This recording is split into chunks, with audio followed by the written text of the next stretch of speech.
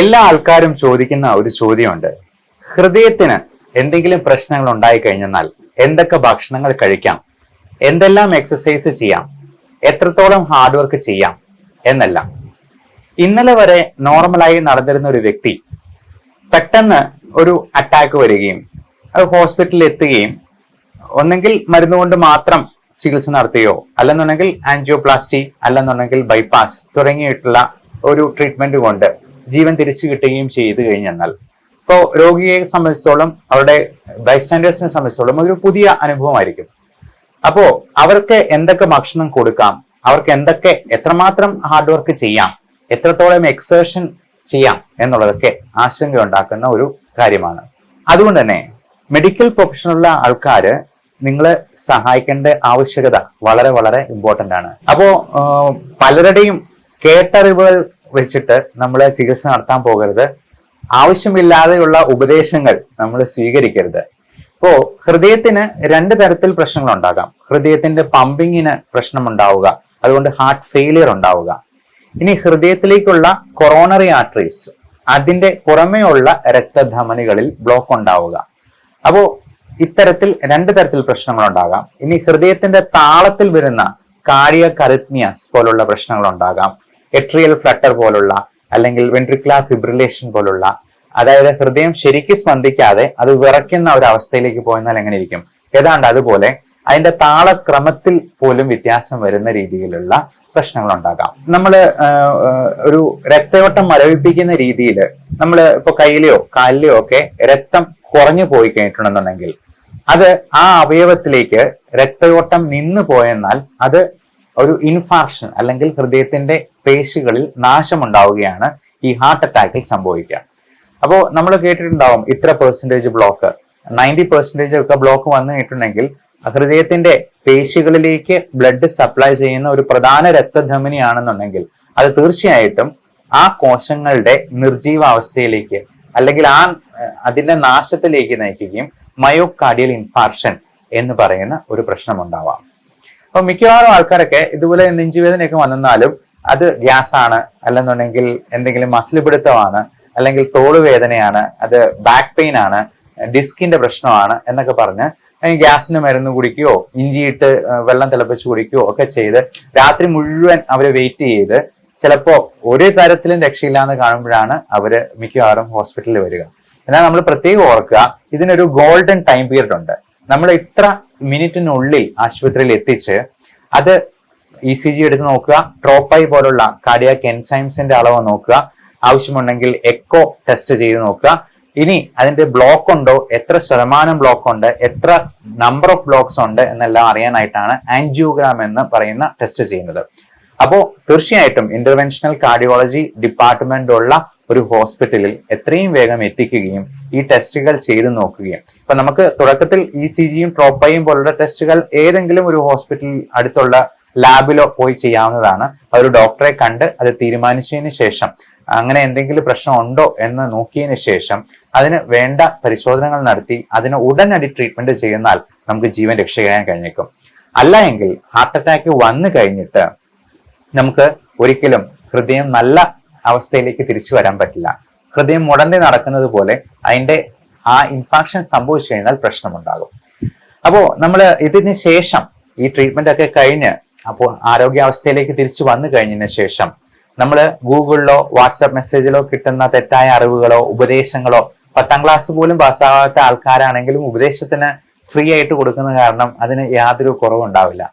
അപ്പോ ഭക്ഷണത്തിലും മരുന്നിലും നമ്മൾ ഒരു തരത്തിലും വിട്ടുവീഴ്ച ഉണ്ടാകരുത്. പലപ്പോഴും സംഭവിക്കുന്നത് ഈ ബ്ലഡ് തിന്നേഴ്സ്, എക്കോസ്പ്രിൻ, ക്ലോപ്പിഡോഗ്രൽ, അട്രോസ്റ്റാറ്റിൻ ഒക്കെയുള്ള മരുന്നുകൾ കുറച്ച് നാൾ കഴിച്ചു കഴിഞ്ഞിട്ട് അവര് തന്നെ അങ്ങ് സ്റ്റോപ്പ് ചെയ്യും. അതെല്ലാം കിഡ്നി അഫക്ട് ചെയ്യുമോ എന്ന് വിചാരിച്ചിട്ട്.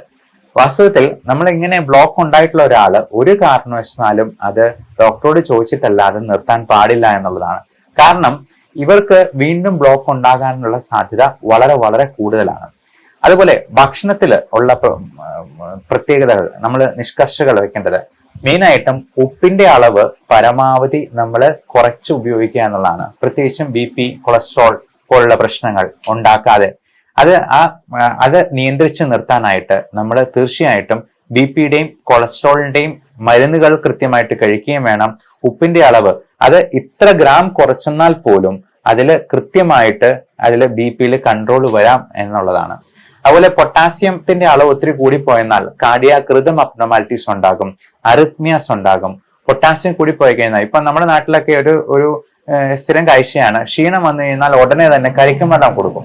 കരിക്കും വെള്ളം നല്ലതാണ്, ഒരുപാട് പോഷക സമൃദ്ധമാണ്, പക്ഷെ അതിൽ ഒരുപാട് പൊട്ടാസ്യം അടങ്ങിയിട്ടുണ്ട്. അപ്പോൾ കിഡ്നിക്ക് പ്രശ്നമുള്ളവരോ ഹാർട്ടിന് പ്രശ്നമുള്ളവരോ ഒക്കെ 2-3 കരിക്ക് ഒരുമിച്ച് കുടിച്ചെന്നാൽ തന്നെ പൊട്ടാസ്യത്തിന്റെ അളവ് കൂടുകയും കാർഡിയാക് അറിത്മിയാസ് ഉണ്ടാക്കുകയും ചെയ്യും. അപ്പോൾ ഓരോ സ്ഥലത്തിലെയും ഭക്ഷണ രീതികൾ നമ്മൾ അതാത് സ്ഥലത്തെ രോഗികളോട് അവരുടെ ഭാഷയിൽ തന്നെ പറഞ്ഞു കൊടുക്കേണ്ടതായിട്ട് വരും.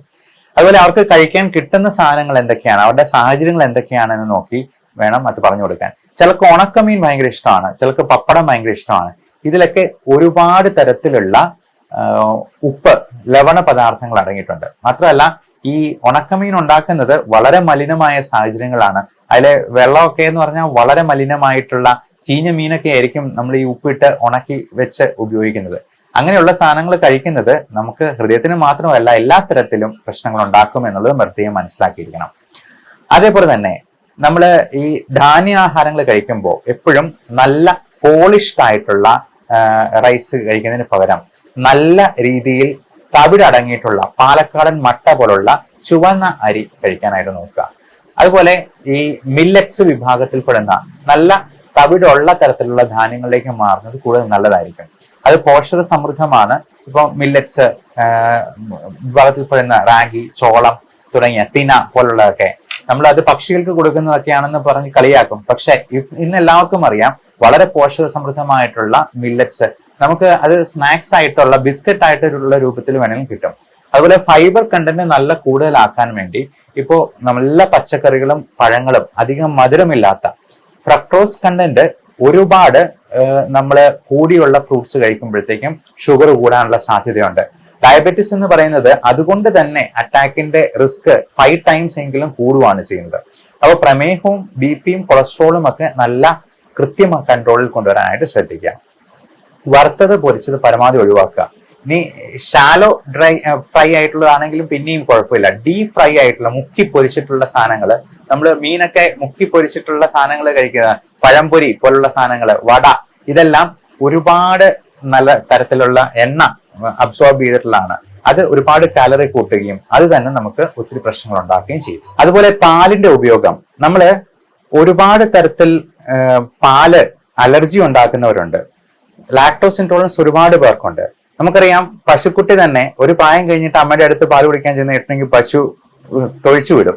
അപ്പോ നമ്മള് ജീവിതാവസാനം വരെ പാല് കുടിച്ച് ജീവിക്കുന്ന ഒരേ ഒരു ജീവി മനുഷ്യൻ മാത്രമാണെന്ന് പറയാം. അതുപോലെ മലശോധന നല്ല കൃത്യമായിട്ടായിരിക്കാൻ നല്ലപോലെ പച്ചക്കറികളും പഴങ്ങളും കഴിക്കുക. നമ്മള് രാവിലെ എണീക്കുമ്പോ തന്നെ കടുപ്പത്തില് നല്ല മധുരവും പാലും ഒക്കെ ഇട്ട് കാപ്പി കുടിക്കുന്നതിന് പകരം, ചായ കുടിക്കുന്നതിന് പകരം ആദ്യമേ തന്നെ 3 ഗ്ലാസ് ചെറു ചൂടുവെള്ളം കുടിക്കുക.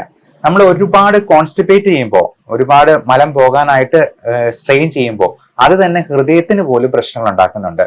അപ്പൊ പലപ്പോഴും നമ്മൾ പറയാ യൂറോപ്യൻ ടോയ്ലറ്റിനേക്കാൾ നല്ലത് ഇന്ത്യൻ ടോയ്ലറ്റ് ആണെന്നുള്ളതാണ്.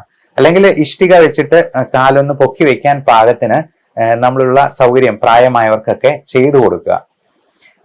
അതുപോലെ ഈ പ്രായമായവരൊക്കെ ഈ ഹാർട്ടിന് പ്രശ്നമുള്ളവർക്ക്, ഹാർട്ട് ഫെയിലിയർ ഉള്ളവർക്ക് ഒക്കെ കുളിക്കാൻ പോകുമ്പോഴാണെങ്കിലും അതുപോലെ ബാത്റൂമിൽ പോകുമ്പോഴാണെങ്കിലും കുറ്റിയിടാനായിട്ട് ശ്രമിക്കരുത്. കുറ്റിയിടരുത് എന്ന് പ്രത്യേകം പറയുക. അതല്ലാന്നുണ്ടെങ്കിൽ ആരെങ്കിലും സഹായത്തിന് ഒന്ന് മേൽനോട്ടം വഹിക്കാനായിട്ട് കൂടെ ഉണ്ടാവണം. പ്രത്യേകിച്ചും പ്രായമായ ഹാർട്ട് ഫെയിലിയർ ഉള്ള ആൾക്കാർക്ക്, ഹാർട്ടിന്റെ പമ്പിങ് കുറഞ്ഞിട്ടുള്ളവർക്ക് ഒരു മഗ്ഗില് വെള്ളം എടുത്ത് പൊക്കുമ്പോൾ തന്നെ അവർക്ക് ശ്വാസം മുട്ടും. അത് തന്നെ അവരുടെ ഹൃദയത്തിന്റെ പമ്പിങ് കുറഞ്ഞു പോകാനും ശ്വാസകോശത്തിൽ കൂടുതൽ എഡിമ, കാർഡിയോജനിക് പൾമണറി എഡിമ ഉണ്ടാക്കാനായിട്ടും അതിൽ നിന്ന് തന്നെ ആള് ചിലപ്പോൾ പെട്ടെന്ന് താഴെ വീഴാനും അപകടം സംഭവിക്കാനും സാധ്യതയുണ്ട്. അപ്പോൾ ഇങ്ങനെയുള്ളവരൊക്കെ വീണ് ഒന്ന് എല്ല് ഒടിഞ്ഞെന്നാൽ പോലും അത് ബെഡ് റിഡൺ ആയി പോകാനും ബെഡ് സോഴ്സ് ഉണ്ടാകാനും അത് തന്നെ അവരുടെ മരണ കാരണമാകാനും പോലും സാധ്യതയുണ്ട്. അതുകൊണ്ട് പ്രായമായവരൊക്കെ ബാത്റൂമിൽ പോകുമ്പോഴേക്കും നമ്മൾ പിടിച്ചു നിൽക്കാനായിട്ട് നല്ല ഒരു സ്റ്റാൻഡ് അല്ലെന്നുണ്ടെങ്കിൽ കൈപ്പിടി കൊടുക്കുക.